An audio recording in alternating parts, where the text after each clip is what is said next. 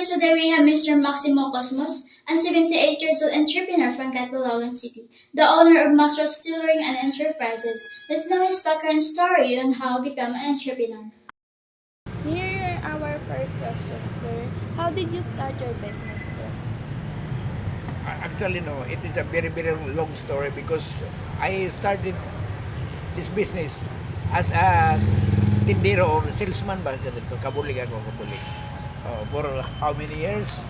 For 18 years. That's the time which I have to spend to accumulate such capital of my own nga. As ito, I have a plan in my life nga someday somehow nga kailan I have to be frugal and then secure ko kung kwarta kay para in my future, in my family ba nga nagkuhan ko kong reservation. Wow, so, Oo. ano na po pa talaga? So, and our next question po, how is your biggest influence to hand business world? Actually, no. The first thing I want, in order to have your attitude, so ito mo attitude, you are good dealing with the customers. So, actually, ito the first thing that I want. Tapos, patient ka kung you are always below your customer. So, ito, as ito mga eskrito. And then, experience also. It takes experience because kung bago-baguhan ka lang, it takes experience to make it more successful and yung mga to be successful businessman in the future. And the third question po, can you describe your typical work day? Being a tindero, I work hard for it. Even I'm not going to my employer na ako, I'm not whatever they want for me, I have still make a work over what they are expecting me. That's why time must come nga kay ako malapad to at that time I high school pa lang ko, and then when the opportunity comes in my life nga there is a night secondary class open in Tacloban, Liti Colleges, I really happy to I have to continue my studies. So ganito. And the one po, fourth question, how do you make decision as an individual and as a business person? Actually, I've been exposed in business for, sabihin ko, long years. I've been in business for 18 years until I I have accumulated a little amount of capital in order to make my own business. So ganito. Okay po. And fifth question po is, what is your management style? Management. You have to deal with it with customers. Gano'n po pa kita approach na to. Whatever they are looking for something, that is what we have to prepare for them.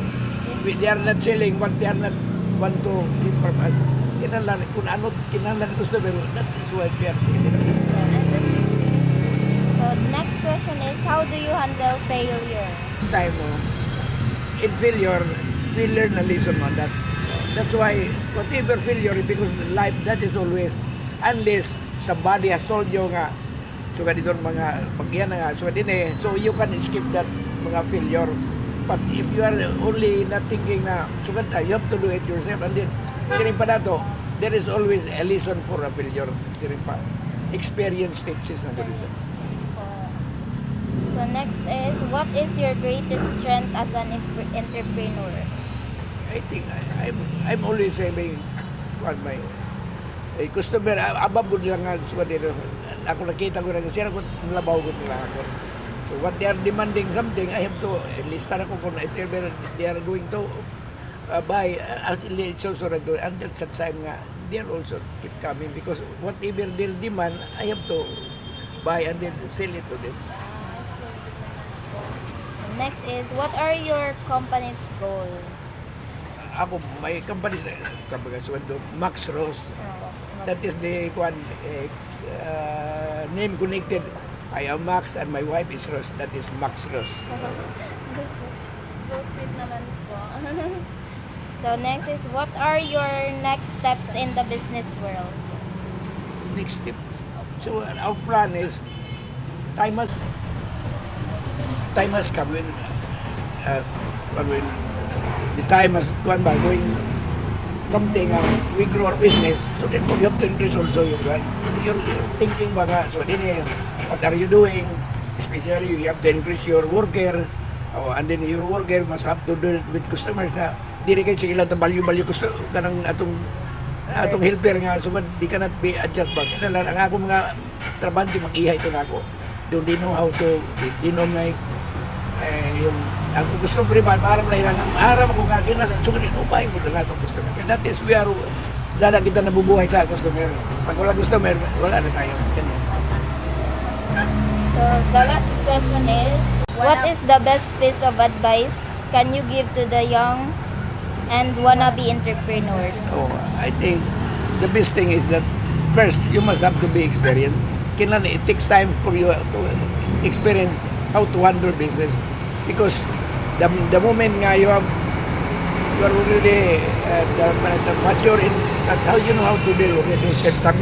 Sabi mo, there is always a failure. That is always the to business.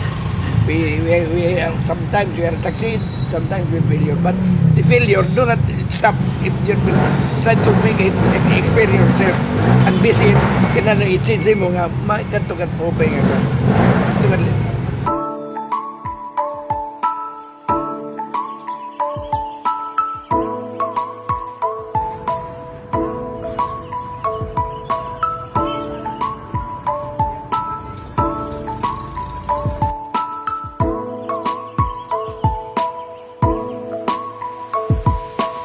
We would like to extend our gratitude to the owner of Max Rose Tailoring and Enterprises for giving us the chance to do this interview.